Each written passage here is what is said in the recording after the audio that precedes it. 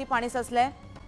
मुंबईनंतर मुंबईसह रायगडमध्ये सुद्धा मुसळधार पाऊस झालाय आणि रायगडवर पाण्याचा प्रचंड प्रवाह दिसून येतोय।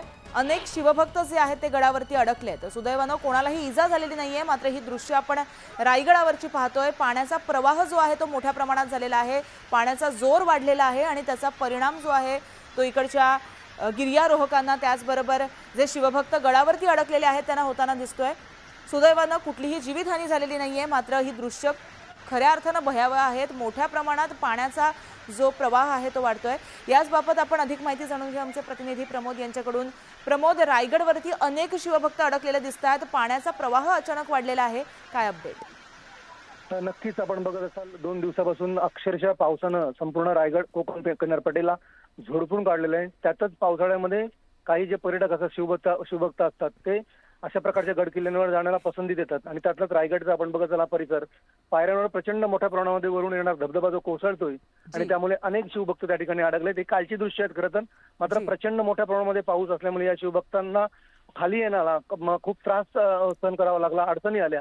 मात्र आतापर्यंत मिळालेल्या माहितीप्रमाणे कोणालाही इजा झालेली नाहीये आणि आताही रायगडमध्ये संपूर्ण रायगडमध्ये अक्षरशः कोसळधार सुरू आहे। प्रचंड मोठ्या प्रमाणामध्ये पावसाची जी रात्रभरची संततधार सुरू आहे, त्यामुळे अनेक चाकरमान्यांना याचा त्रास सहन करावा लागतोय।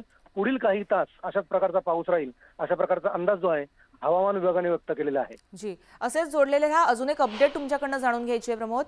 तर रायगडमध्ये रात्रभर मुसळधार पाऊस झालाय, अनेक ठिकाणी पाणी साचलेलं आहे। जोरदार पाऊस झाल्यामुळे चाकरमाने जे आहेत ते घरातून बाहेर पडू शकले नाहीयेत। पुढील काही तास अशाच प्रकारे जोरदार पावसाचा इशारा या पार्श्वभूमीवरती हवामान विभागाने दिलाय। तर बाहेर पडताना काळजी घेण्याचे आवाहन सुद्धा करण्यात येत आहे।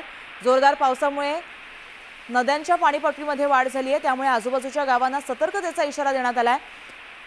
तर पुन्हा आपण आपले प्रतिनिधी प्रमोद यांच्याकडे जाऊया। प्रमोद, रायगडमध्ये मोठ्या प्रमाणात पाऊस होतोय, गावांना सतर्कतेचा इशारा देण्यात आलाय, नद्यांच्या पाणीपातळीमध्ये वाढ होण्यात आली आहे, सध्याची तिकडची काय अपडेट? नक्कीच आपण बघत असाल रायगडमध्ये अनेक प्रकारच्या नद्या या ठिकाणी मोठमोठ्या नद्या आहेत। सावित्री नदी आहे, पाताळगंगा नदी आहे, अशा प्रकारच्या मोठमोठ्या नद्या आहेत आणि त्यामुळे प्रचंड पावसामुळे या ज्या नद्यांची पाणी पातळी आहे ही मोठ्या प्रमाणामध्ये वाढलेली आहे आणि या नद्यांच्या सभोवताली अनेक शेकडोंच्या संख्येनं गावं आहेत आणि त्या गावांना सतर्कतेचा इशारा हवामान विभागाने त्याचप्रमाणे जिल्हाधिकाऱ्यांनी यांनी दिलेला आहे।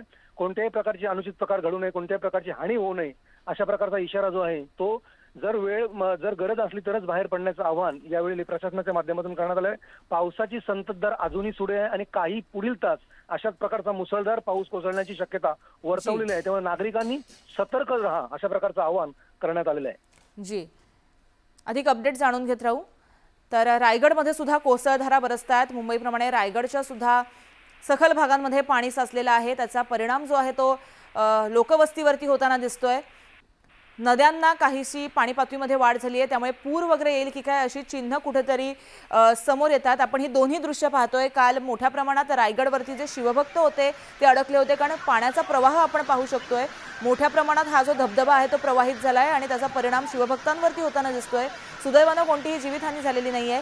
तर ही दुसरी दृश्य आपण आजची रायगडची पाहतोय। कोसळधारा बरसतायत आणि त्याचा परिणाम स्थानिक लोकवस्तीवरती होताना दिसतोय।